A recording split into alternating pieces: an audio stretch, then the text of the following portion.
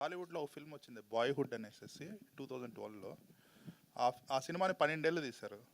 12 ఏళ్ళు ఎందుకు తీశారంటే ఆ సినిమా స్టోరీ, అందులో యాక్టర్ని 6 ఇయర్స్ అప్పుడు ఎంచుకొని అతను 18 ఇయర్స్ అయ్యేంత వరకు, ఆ స్టోరీ కూడా 6 ఇయర్ నుంచి 18 ఇయర్స్ లో జరిగే స్టోరీ అన్నట్టు. ఇట్స్ ఎ రియలిస్టిక్ ఎక్స్పెరిమెంట్, మంచి హిట్ కూడా అయింది బాయ్హుడ్ అనేసి.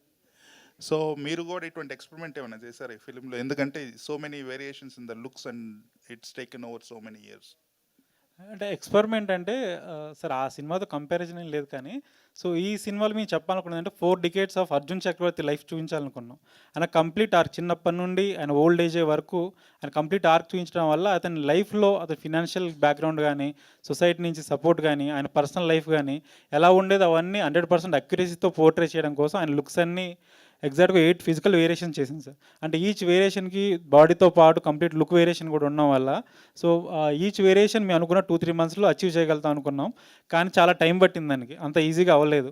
వెయిట్ లాస్ అవ్వడం కానీ, తను అంటే ఇమీడియట్గా 110 కిలోస్ నుంచి 76 రావడం, 76 నుంచి 96 వెళ్ళడం, అవి అనుకున్నంత ఈజీ అవ్వలేదు. మేము అనుకున్న 2-3 మంత్స్లో అవుద్ది అనుకున్నాం. బట్ తను చాలా హార్డ్ వర్క్ చేసి 4 మంత్స్ 5 మంత్స్ టైం తీసుకొని మరీ అక్యురేట్గా రావడం కోసం టైం తీసుకున్నాం సార్.